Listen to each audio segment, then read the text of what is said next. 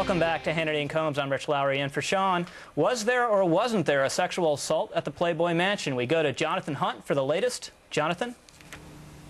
Rich, Playboy Enterprises tell us that they got a call from the Los Angeles Police Department this morning saying that they had concluded their investigation into allegations of a sexual assault at the Playboy Mansion and that they found no evidence that such an assault ever took place. Now, the LAPD has never said who made the original claims nor against whom those claims were made. Playboy says the only incident it is aware of happening at the Midsummer Night's Dream Party involved a woman who had been hired as a waitress. Apparently, an ex-boyfriend of hers was on the guest list. He tried to talk to the waitress. She then informed Playboy security, and they escorted that gentleman from the premises.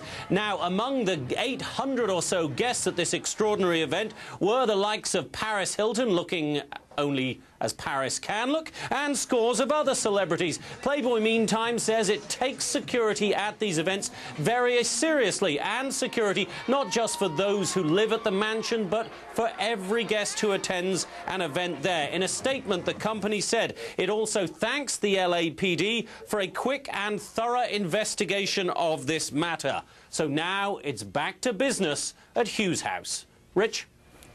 Thanks, Jonathan. We've contacted the LAPD, but they have yet to confirm their detectives contacted Playboy with that information. Joining us now is former prosecutor Jeanine Pirro and former Playboy playmate Victoria Zdrok.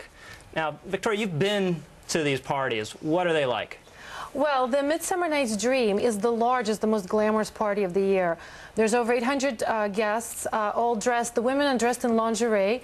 Men are wearing pajamas. Now, I've always wondered about that. Eye candy. Why pajamas? Why the men in pajamas? They're bloggers.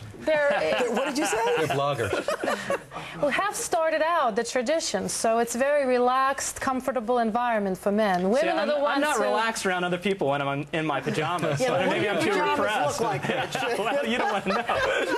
Well, it's better than having to wear a thong, I would presume. Well, yeah, I wouldn't know, but I would presume. So if you're a woman invited to one of these parties, why are you invited? What are the expectations? Well, obviously, the women that are invited they have to be the beautiful or famous, or former playmates, current playmates, celebrities, starlets. All of those are invited. And in general, it's easier for a woman to get in. It's very hard for a man to get into. But I think Alan got in once. Well, not to the party. I've been at the mansion to interview Hefner, but not in your pajamas or no? No, he was in his bathroom. I was fully dressed. So, Jeanine, where is this going legally? Does it look as though this is being resolved? How do you read it? Well, you know what's interesting? I mean, Playboy says that they were informed by LAPD that, you know, the case is over. But on the other hand, we really don't know what the case is. You know, there is talk that there was someone who had an order of protection and a guest spoke to her when he wasn't supposed to. If that's true, then maybe there's a violation of an order of protection. But when you have 1,000 people at a party where there's a lot of alcohol, to say the least, people are scantily, a lot of lingerie and pajamas. Yeah, scantily clad. I mean, the question is, was there some kind of possible sexual assault, as the LAPD has said? And if that's the case, you've got 1,000 people you have to interview to find out who said and who heard and you know, what they saw. So it's possible that something more happened, but we don't know. Now, you've sort of laid out the criteria for a woman getting invited to this party. What kind of men get invited? Are they celebrities and half celebrities, friends? Absolutely, and a lot of Hef's friends. Obviously, his geriatric friends. Yeah, and so also these are his young celebrity friends. These are kind of older gentlemen. They've been there a long time. They like younger women. Yes, and of course there's a certain implicit assumption that you're there to, you know, as a woman, to flirt and be coquettish. Now, I got a bigger question. How are the hors d'oeuvres? Oh, they're great. And open bar all night. Now, what are you looking at me like that for? What constitutes assault, sexual assault? And I mean, if it's just a matter of some guy who's harassing, and that's not good, but if he's harassing an ex-girlfriend and he's escorted out, is that sexual assault? Well, no. I mean, if you're harassing, it depends on, is there physical contact? Is it unwanted physical contact? Is it forcible? This woman apparently had an order of protection. And if the order of protection indicates that he's not to contact her or speak with her, and he does so even though he didn't come there looking for her, right. If he saw her, he should have avoided her. That is contempt? No, that isn't necessarily a sexual assault. That would be contempt of a violation of an order order protection. It's assault only if he touches her or in some way fondles her. Right, which we don't know whether that happened or not. We don't know, but Alan, that's the Playboy thing. saying that the LAPD has given them all clear and they're not going to press any charges. But LAPD is not confirming that.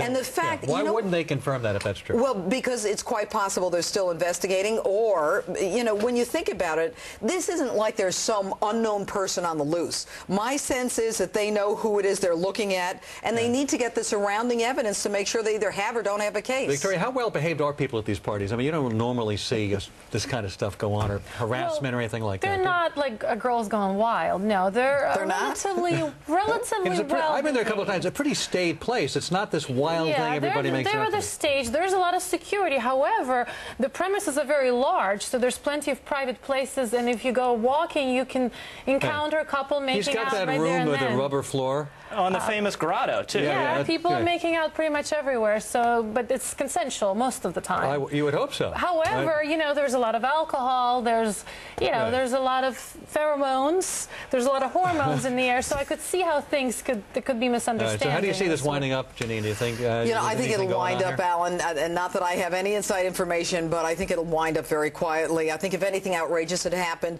with all of the security there, and even though it's big, Victoria, it's only 6 acres, and they had it, you know, they would have known about it, and it would be hard to prove. And by the way, it would be difficult to prove a case like this in front of a jury because of the, you know, people are drinking, people go there scantily dressed. This is a problem. You go there to play. You go there to play. Ladies, thanks so much. We got to go because I got to leave and change into my pajamas. Coming up next, a preview of this weekend's brand new. We don't want to see that.